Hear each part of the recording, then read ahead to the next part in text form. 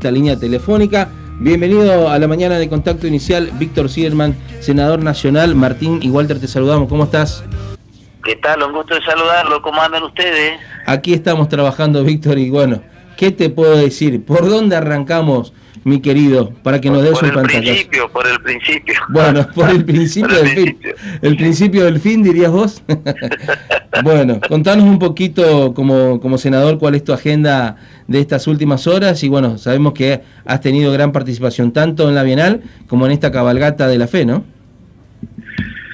Sí, la verdad que fueron dos eventos muy importantes. Son dos eventos muy importantes para el Chaco, muy trascendentes. La Bienal obviamente muestra resistencia al mundo y a los chaqueños al mundo. Hay que seguir fortaleciéndola. Ha sido una experiencia cultural realmente muy exitosa y lo tiene que llenar de orgullo. Y lo mismo con el tema de la cabalgata, que obviamente, bueno, 25 años de cabalgata, cientos y cientos de jinetes, mucha gente. Yo fui muchas veces ahí, muchos años, si bien fue 25 años, falté a una sola y la verdad es que fui con mi hija cuando era chiquita, cuando llevaba a Carla adelante en la montura, cuando era chiquita, y ahora ya es una profesional, así que te imaginas vos, forma parte de nuestra historia, tiene que ver con la familia agropecuaria, de donde venimos, orgullosamente, y también tiene que ver con la fe, con agradecer por la salud, por los amigos, por la familia. Así que la verdad es que fueron 2 días espectaculares desde ese punto de vista, por la participación de tanta gente. Así que bueno, contento. Creo que ha sido una semana estas últimas 2 semanas muy cargadas de emociones y con mucha participación de todo mi equipo también, que quiero agradecer. Exactamente. Hemos pasado por allí, por la Bienal, te hemos saludado, Víctor, y sabíamos y pudimos observar en primera persona el cariño y el afecto que te tiene la gente, e inclusive también la clase política oficialista, ¿no? Vimos que hay muchos referentes del oficialismo también que se acercó gentilmente y pues, tenés buen diálogo, buena charla con ellos, ¿eh? Es que estas cosas trascienden los partidos políticos y finalmente lo tenemos que entender. Tenemos que salirnos de esta grieta que solo nos perjudica a todos. Mirá, la Bienal no es una cuestión de un partido político, tiene muchos años. Y la cabalgata de la fe tendría que haber sido el cumpleaños número 27, pero como 2 años no se hizo por la pandemia, se celebró el cumpleaños número 25. Entonces no se trata solo de además en la cabalgata nunca jamás nosotros llevamos como prioridad la cuestión política, es una cuestión de fe. Es el día de San Pantaleón, es el día de los gauchos, de la familia agropecuaria y de peregrinos que vienen de distintos lugares del interior del Chaco y de distintas provincias argentinas, sino como juntar 15, 16 mil caballos, como se dice que hubo en esta última cabalgata de la fe. Y entonces, bueno, bienvenido todo, de esto hay que cuidar esto es de los chaqueños, es de todos, y entonces no tenemos por qué hacer diferencia y por qué no saludarnos y no ver si nos podemos juntar finalmente para desde la política darle a la gente lo que necesita, que es lo que hablábamos ayer en la Sociedad Rural Argentina, sentado en la misma mesa. Ayer en un almuerzo que fui invitado a la Sociedad Rural Argentina, el presidente de la Comisión de Agricultura, Adolfo Rodríguez Sack, es presidente de la Nación por el justicialismo, De Angeli por el PRO, Chabones por el PRO, y dirigentes de la Unión Cívica Radical, senadores y diputados nacionales, y también dirigentes agropecuarios de distintas entidades, todos juntos porque tenemos que terminar con esta discusión vana que es la grieta. Así que bueno, feliz por todo esto y por esta semana que ha sido cargada de mucha actividad. Sí, buen día, Víctor, ¿cómo te va? Walter Mespulet te saluda. Hola Walter, ¿cómo estás? Bueno, yo voy a ser un poco más dañino, pues ya hiciste la parte cultural, hiciste un poco la parte de la provincia. Quiero preguntar, bueno, después de 25 días de estar al frente de la cartera de la economía de la nación, Bataki finalmente se enteró arriba del avión que había sido desplazada. Algo así similar como ocurrió cuando a Felipe Solá se estaba yendo justamente a hacer una representación de la Argentina al exterior y Cafiero lo había llamado para decirle que ya no era más el ministro de Exteriores de la Argentina. Parece que el gobierno nacional tiene ese tipo de comunicación, digamos, de fenestrarlo. Lo mismo pasaba ayer con el presidente del Banco de la Nación Argentina. Estaba para entrar a dar una conferencia de prensa, él lo llama por celular para decirle que no estaba más al frente del Banco Nación. Evidentemente la comunicación parece que no es la mejor compañía de Alberto Fernández, ¿no? No es solo un problema de comunicación, hay una anarquía total en el gobierno, una falta de conducción política. Yo vivo diciendo hace muchísimos días, hace muchas semanas, que nosotros en la Argentina no tenemos solo un problema económico, tenemos básicamente un problema político. Y lo de Scioli, ex vicepresidente de la Nación, senador, gobernador de la provincia de Buenos Aires, lo trajeron de la Embajada de Brasil y como ministro de la producción, y ahora resulta ser que estuvo unos días como de turismo y ahora se vuelve a Brasil. Bueno, estas cosas se tienen que terminar. Esto es producto de la grieta, producto de que no se ponen de acuerdo los que tienen la responsabilidad de gobernar. Ahora crearon un superministro. Bueno, espero que le vaya bien. ¿Qué significa que le vaya bien? Espero que ponga en marcha un programa y que nos diga a todos los argentinos qué va a hacer con la inflación, qué va a hacer con las exportaciones, qué va a hacer con las retenciones. El ministro que se fue de la producción dijo el día antes, en nombre del presidente de la Nación, que no se iban a aumentar las retenciones del campo. Y entonces, bueno, ahora esta nueva designación, espero que venga acompañado fuertemente de un programa, porque no se trata de personas, se trata de un programa y que tenga acompañamiento político. Así que estamos muy expectantes, esperemos que finalmente pongan en marcha un programa de estabilización monetaria, que pare la inflación y que empecemos a trabajar para ver cómo recomponemos las variables económicas y sociales en la Argentina y que empecemos a dar soluciones de la política. Es lo que yo espero y lo que dije siempre. Justamente vos cuando hablabas un poco de falta de comunicación y también de planes de gobierno, pero más que nada por ahí al gobierno de Fernández se lo puede catalogar, digamos, como uno de los peores gobiernos desde que llegó la democracia nuevamente a la Argentina, y como prácticamente él decía, un gobierno de incapaces, podríamos decirlo así, porque en definitiva ya llevamos 24 meses de gobierno y nunca vimos un plan de acción, un plan económico, digamos, para decir, bueno, este es el rumbo el cual vamos a tomar para estabilizar el país, para salir de las deudas y todo lo demás. Al contrario, siempre peleando contra el campo y siempre peleando contra los sectores productivos. Tal es así que ya no saben qué más inventar como cambios, digamos, de dólares. Tenemos el dólar turista, el dólar MEP, el dólar contado con liqui, el dólar paralelo. Ahora las pymes, después que pusieron el dólar largo, ahora las pymes quieren un dólar pyme. ¿Hasta cuándo vamos a tener tipos de cambio en la Argentina cuando en todo el mundo hay un solo paralelismo, digamos, con una moneda extranjera, y acá parece que somos la máquina de inventar dólares? ¿Víctor? Se cortó. Se cortó la comunicación justo cuando veníamos de conversar justamente. A ver, una cortinita musical, mi querido Miguel, para restablecer.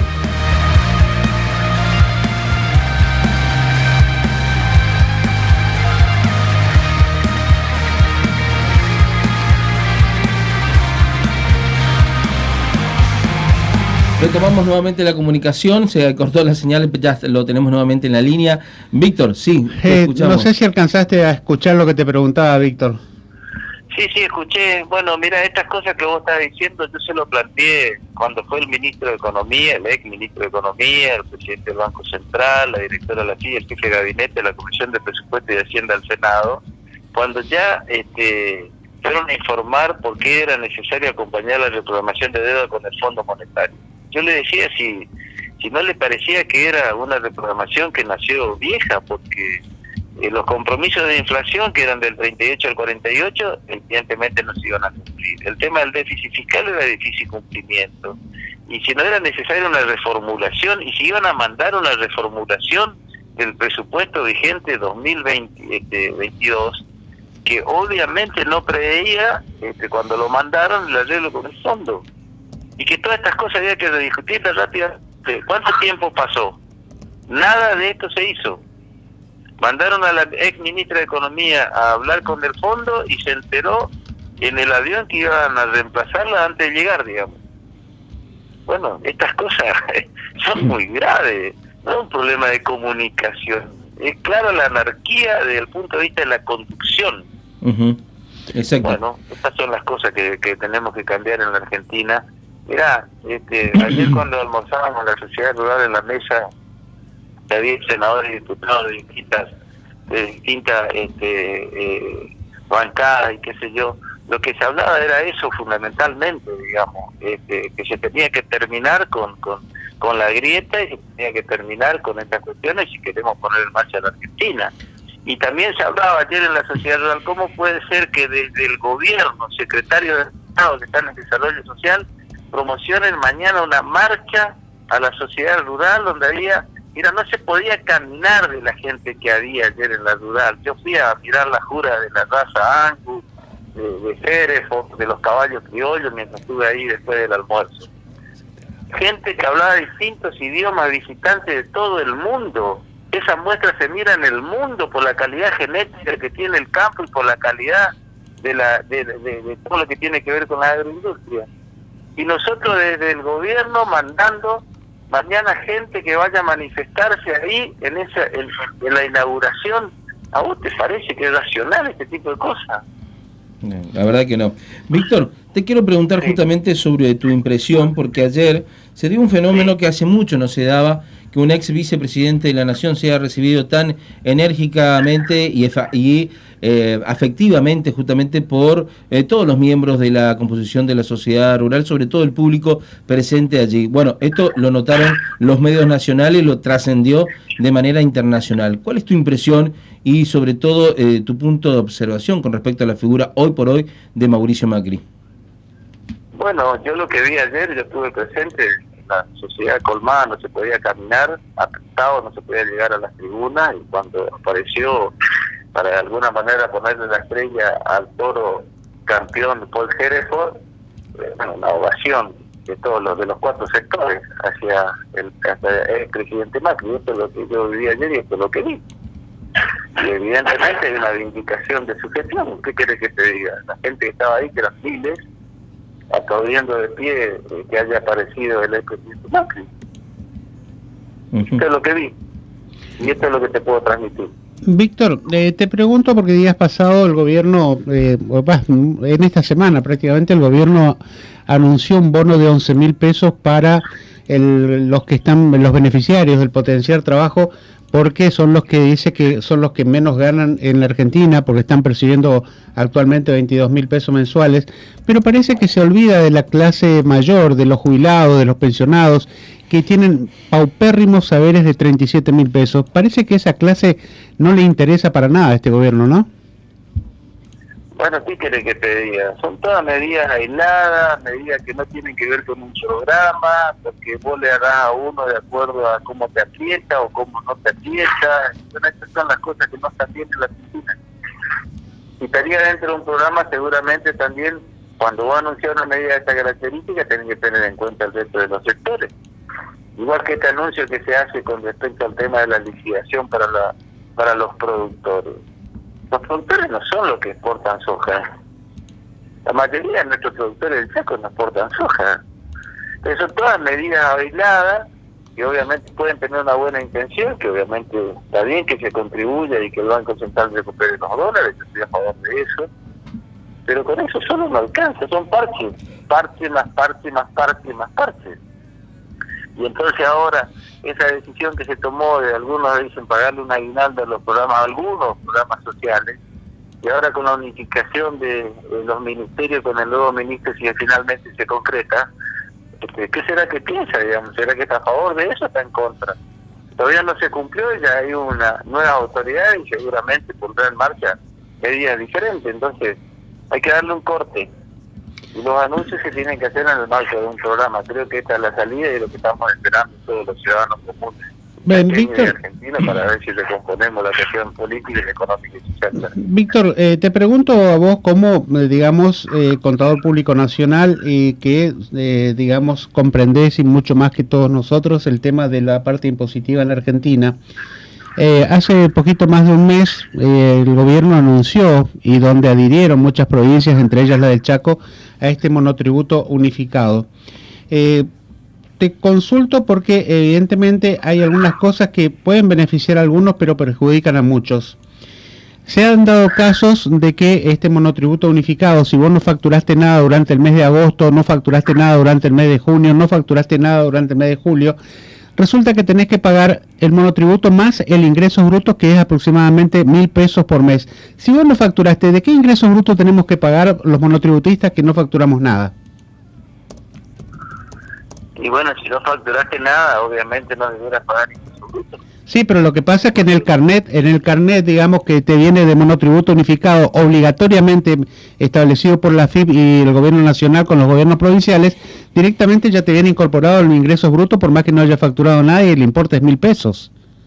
Pero por eso, pero estos son los parches, yo que hablo permanentemente. Mira, cuando discutíamos el libro fiscal, que tenía que ver con monotributista y tiene que ver con autónomo, 4,5 millones de beneficiarios. Nosotros teníamos un proyecto presentado con anterioridad en el Senado. Cuando se trató en el Senado, el oficialismo nos reconoció públicamente en la sesión que nuestro proyecto era superador. Ahora, en vez de modificar lo que venía con media sanción, se aprobó igual, pero nos pidió que presentemos una ley complementaria. Y presentamos obviamente una ley complementaria para ver si lo mejorábamos. Ahora, no tendríamos que haber parado y haber cómo finalmente en el marco te vuelvo a reiterar, de un programa integral tomamos medidas concretas y obviamente no hacemos parche, que ahora vamos a tener que hacer correcciones. Mientras tanto, con el tema de la ley fiscal, que no fue, que no debiera haberse votado así, tendría que haber sido, digamos, un poco más ampliado. Hay gente que salió del monotributo y que fue al régimen fiscal. Yo lo planteé en la sesión y en la comisión, ¿qué iba a pasar con esa gente?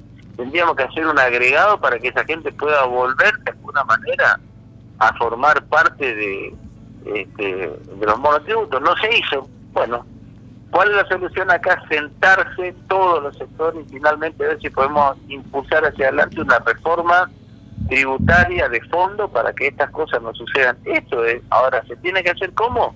Dentro de un programa y dentro de un acuerdo político entre todos. Exactamente. Víctor, y por último, y agradeciendo también este contacto, sabemos que estás con otras agendas, así que de ya muchas gracias y te hago la última. Bueno, en las últimas horas se habló mucho de vos, de tu figura política, de tu empuje político, de tus aspiraciones para el año 2023. ¿Qué de todas esas versiones hay de cierto y cuáles obviamente se pueden escapar por la tangente? Mira, yo siempre trabajo obviamente en el marco de un proyecto colectivo. Siempre lo hice y lo voy a hacer. Y por supuesto que siempre tuve ambiciones, nunca las escondí. Y en ese marco yo seguiré trabajando. Bueno, nosotros tuvimos la posibilidad de lanzar nuestras precandidaturas. Mañana tenemos que de Convergencia Social vamos a tener uno solo porque es lo que corresponde, no hay que dividir y además hay que ver cómo unimos la Unión Cívica Radical y cómo armamos un proyecto colectivo y a partir de eso ver cómo sumamos a otros actores para que desde la política podamos poner en marcha un programa y poner los mejores hombres y mujeres para ejecutarlo. Este es el desafío que tenemos, si no yo no creo que podamos ganar elecciones el año que viene. Y siempre lo he dicho y lo sostengo, así que bueno, en ese camino estamos y mañana tenemos un congreso importante de nuestro movimiento de Convergencia Social y a partir de ahí obviamente esperemos estar a la altura de las circunstancias y empezar a construir un proyecto alternativo para volver a enamorar a los chaqueños y volver a gobernar la provincia del Chaco, que es nuestro objetivo. Exactamente. Víctor Sidelman, senador nacional por la UCR Chaco, muchísimas gracias por este contacto telefónico, ¿sí? Al contrario, a disposición como siempre, gran abrazo. Un abrazo, muchísimas gracias, hasta luego.